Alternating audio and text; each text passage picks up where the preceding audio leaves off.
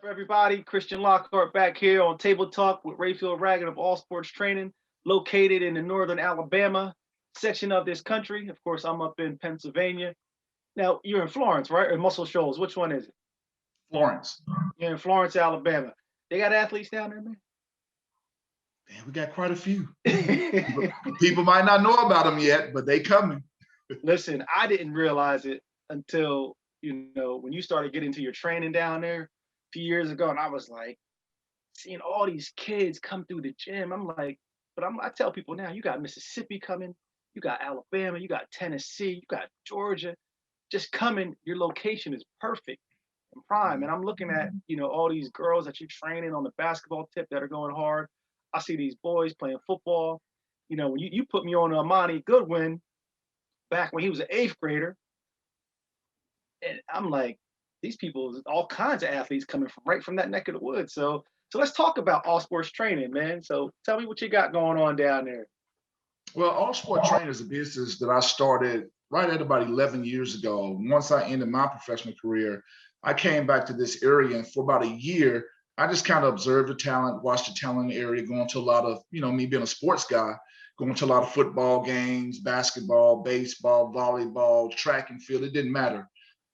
I went to a lot of these events and I was watching these kids, but as I was watching these kids year after year, I saw that there was no kids really getting scholarships in the area. And I was like, there's a lot of talent in the area, but why is it a lot of athletes are not getting the recognition that they need? And then I kept watching, kept watching, kept watching. I got to thinking, I said, you know what? When I was being recruited as an athlete, there were certain things that a college coach looked for. All right, let And me what I stop you. Let me stop you right realized, now. I got to stop you real quick because we got to mhm, pub you, right? Because I know the story. And I know everybody in Alabama knows the story, but I want people across this country to know the story. Let's talk about your story real quick, right? Three sport athlete coming out of high school, right? Probably did mhm. more than that, but talk about your career. Well, I was one of those athletes. I was always curious about not just one sport, but I was curious about every sport that I played.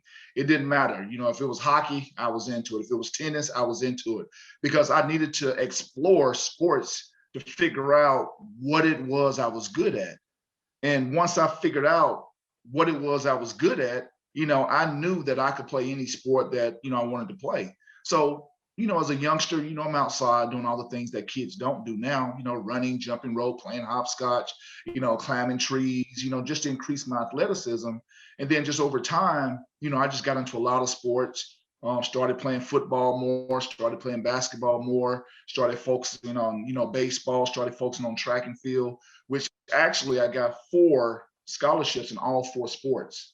Okay. Coming out of high school, I had the track and field scholarships. Coming out of high school, football, basketball, baseball, signed with Auburn out of high school as a quarterback. I remember when Pat Dye came from Auburn University to my high school, he looked me in my eyes and said, Rayfield, I know you play quarterback. He said, but if you come to Auburn University, we're going to make you a tight end and you're going to be our next Lawyer Tillman. Okay. I was like, okay, coach. Well, I signed with Auburn out of high school. Then after signing with Auburn, I ended up getting drafted to play baseball that same year. So I Who got drafted drafted to play the Minnesota Twins. I got drafted twice to play baseball. So I signed with Auburn University, got drafted twice by the Minnesota Twins and the Toronto Blue Jays, but I ended up at Clemson playing basketball. So we're talking about a 4 sport athlete that has scholarships in all 4 sports. And to this day, there hasn't been anybody in the state of Alabama that has achieved 4 scholarships in 4 sports. Listen, then that makes sense that your name, your training company is All Sport because All that's sport what you training. do, man. That's what you do. But here's let's go here, right? So all sport training. So what's unique, what I found unique about all sport training is you get into you get into the deep stuff, meaning like you get into Mhm. those deep tissue workouts. I mean, you get into stuff that most trainers, you got people who understand drills, you got people who understand games, you've got people who understand skills, and you got people who get into nutrition, and you get people who get into how to make yourself physically fit the right way. you blend all that though in your training. So talk about that for me. Well, it goes back to what we were previously discussing, how I noticed that a lot of kids was missing certain things, and how I knew that me being recruited as an athlete, there were certain things that I knew a college coach was actually looking for when they was looking for an athlete. So what I realized was when Hmm. I watched the kids play, it might be something as simple as got the athletic talent, but they're uncoordinated. They're kind of out of control. Got some kids that fall down a lot. Well, okay, they need to work on better balance. Okay, got kids that are great shooters. Okay, well, you're a great shooter, but you miss speed and transition. So when I looked at a lot of athletes, I tried to pinpoint what it was that so many athletes was missing in this area to be not looked at by college coaches. So, and that kind of spiraled for me to think, okay, you need to eat better. Okay, you're losing a lot of energy on the basketball court, and it might be because of your diet. Well, you're not running as fast as you need to be running because you've never worked quick twitch muscles. Well, you can't get by this person on offense because you haven't developed a quicker first step. So my whole training business with all sport training, I look at what an athlete might be missing on the basketball court, on the football field, on the baseball diamond, whatever it might be. And I say, okay, well, this is what you need to work on before you work on anything else. I have a lot of parents send their child to me and say, well, my child is a little bit shy and they don't do well in group sessions. And I look at them, I'm like, well, ma'am, sir, with all due respect, if your child is shy, last time I checked, sports is a group sport, which means they got to be around people. We're not going to keep them in an individual session to keep them away from people. Let's work on their weaknesses. That's right. So I think that's where my training has kind of evolved because I work on building a person's character. I work on building them as an athlete. I take what they already know how to do well and then work on their weaknesses to make them even better. Well, character building is very important because, like I said a few minutes ago, when a college coach walk in the gym, the football field, whatever it might be, that coach is just not looking at, how well you're actually playing in that sport because you are a mark for their brand.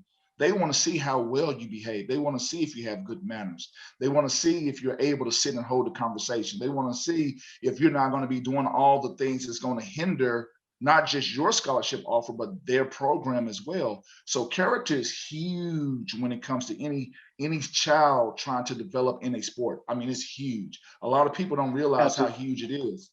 Don't even realize it. I mean, I have some conversations with some young men in the area about possibly changing their appearance. Pull your pants up. Wear a few more button-up shirts. Because you never know who's watching. You may have a college coach that Right. noticed you in a game, but then see you at another game and see how you act around people, with people, and then pull away from you just because of how you What they are. saw. It might be the way you dress. And sadly, that's just how it is. Coaches look at how you dress. They look at how you walk into a gym. They look at what you do in the stands. They hear about, and they try to figure out what it is you're doing at school. So character is huge when you're trying to develop as an athlete.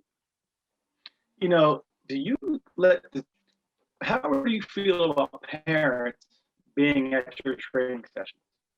Do you want that? Do you ask for it? Do you encourage it? Or do you say, let me do what I do? Hey, I'm glad you asked this question. So let me explain this. I encourage parents to be there. And the reason why is because that let the parent know if they're coachable, if they listen, if they can process information, if they can take what they process, apply it to the drill. So now that parent is going to figure out now, hey, let me see if my child is actually doing the things that they're supposed to do. And a lot of times, this is what happens, at school. If you come into my gym and you see that your child is not listening, 9 out of 10 times, if they're not listening, they don't listen at school. If they're not processing information, 9 out of 10 times, if they're not processing information in the gym, they're not doing it at school. If they don't have discipline in the gym doing something that they love to do, I guarantee you they don't have discipline at school doing something that they really don't want to do. So I encourage my parents to sit in. No, sit in. No, I need you to do not I only need you to do one thing. I need you to sit there and watch. Watch your It's child. funny. So we do a lot of the same stuff when it comes to the training, and the thing is, I tell parents, listen, I want you here. I want you here because to everything you just said, plus I go a little step further, I get them involved. Like I'll pull them and say, come here, I want you to look at something real quick, right? Because I want them to see the things that I see, right? Because to your point, I don't want any of my parents being that parent in the gym at the game talking crazy. I want them honing in on what their kid really could do based off what we taught them, right? And so Mhm. they understand was we were educating the parent at the same time. I think that's important, because to me it's a collective effort, it's a team effort. I tell people now, don't leave the kid here, come in here, right? And I like to, a little trick that I do is I stop training sessions sometimes and I'm like, all right, come here. And I'll put a parent over here, I'll put a parent over there, and I'll put a parent somewhere else, all near wherever their kids are at. And I say, okay, I want you to record their feet right now in something that I'm doing for that kid. Because I'll notice, to your point, I'll notice the weakness in something they're doing at that time. And I have the parent put the camera on a certain part on their kid, right? And just keep recording it. And then I'll say, stop, break. I say, everybody go watch their film. You know what I mean? Because what's the biggest word? Habits. I'm trying to break Mhm. habits immediately. Immediately. You know what I mean? I'm not going to keep doing it and do it. That defeats the purpose. You'll be Well, think purposely practicing the wrong thing. well think about think about what we're doing though. Think about what we said in the previous segment.